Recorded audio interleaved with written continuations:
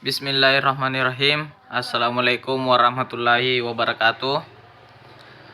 Perkenalkan, nama saya Muhammad Ayatullah Sulhak, NIM 193134-2008, Prodi PJKR Parepare. Sini saya akan sedikit memaparkan materi yang telah saya susun, yaitu yang pertama itu adalah sebelum kita membahas lebih lanjut, yang perlu kita ketahui dahulu itu adalah ada 3 tempat lingkungan pengembangan motorik, yaitu motorik anak, yaitu yang pertama itu lingkungan orang tua, yang kedua itu lingkungan sekolah, dan yang ketiga itu lingkungan masyarakat. Pendidikan anak usia dini. Pendidikan adalah salah satu pilar utama dalam pembangunan nasional.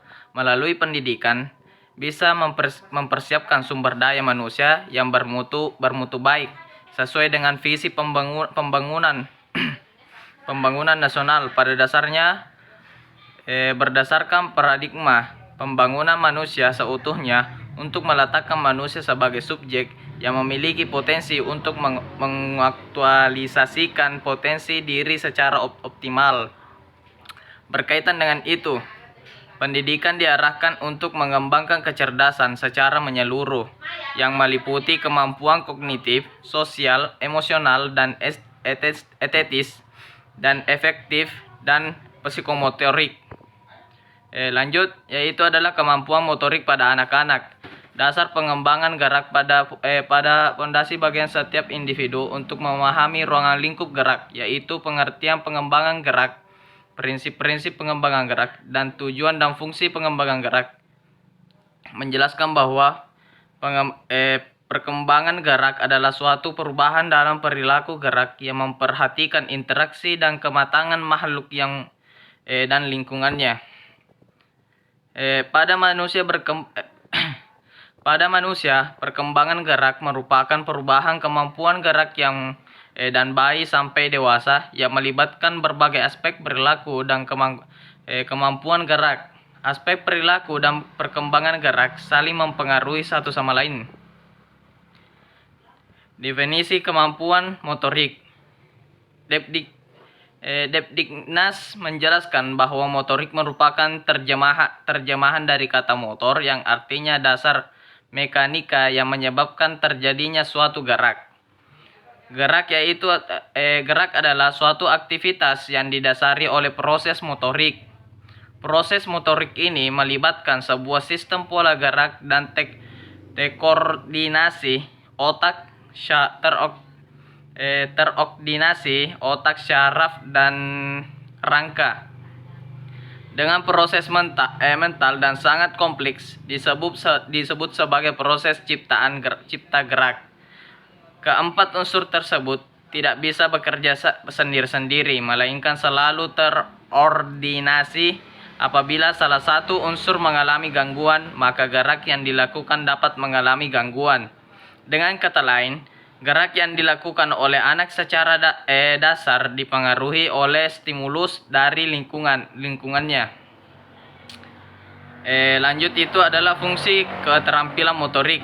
Pengembangan motorik merupakan proses memperoleh keterampilan dan pola gerakan. Keterampilan gerak dasar anak belajar menggerakkan seluruh tubuh. Kemudian metode yang digunakan adalah metode kegiatan yang dapat memacu sebuah kegiatan seperti anak bisa belajar menangkap bola, menendang, meloncat, dan lain-lain sebagainya. Pengetahuan tentang urutan pengembangan motorik sangat berharga karena dapat menginformasikan guru tentang jenis kegiatan fisik yang diberikan sesuai dengan perkembangan anak. Terhadap ini juga dapat kita berfungsi sebagai penilaian kompetensi keterampilan gerak dasar anak. Pengaruh perkembangan motorik. Perkembangan motorik merupakan salah satu faktor yang sangat penting dalam perkembangan individu secara keseluruhan. Beberapa pengaruh perkembangan motorik terhadap konstelasi perkembangan individu dipaparkan oleh sebagai berikut. Yang pertama itu kesehatan yang baik dan kebahagiaan bergantung pada latihan penting bagi perkembangan dan kebahagiaan anak. Yang kedua itu emosional, dan yang ketiga kemandirian, dan yang keempat hiburan diri, dan yang kelima sosialisasi, dan yang keenam konsep diri. Konsep diri yaitu pengendalian motorik menimbulkan rasa aman secara fisik yang akan melahirkan perasaan aman secara psikologis. Faktor yang mempengaruhi kemampuan motorik yaitu ada 7. Yang pertama itu faktor gerak dan faktor gizi. Dan yang ketiga perbedaan latar belakang budaya. Dan yang keempat kegiatan bermain. Yang kelima pola asuh. Dan yang keenam lingkungan sosial. Dan yang ketujuh susunan syaraf. Mungkin sekian susunan materi dari saya. Lebih dan kurangnya mohon dimaafkan. Akhirul kalam minallahi musta'an wa alaihi ikhlas. Wassalamualaikum warahmatullahi wabarakatuh. Terima kasih.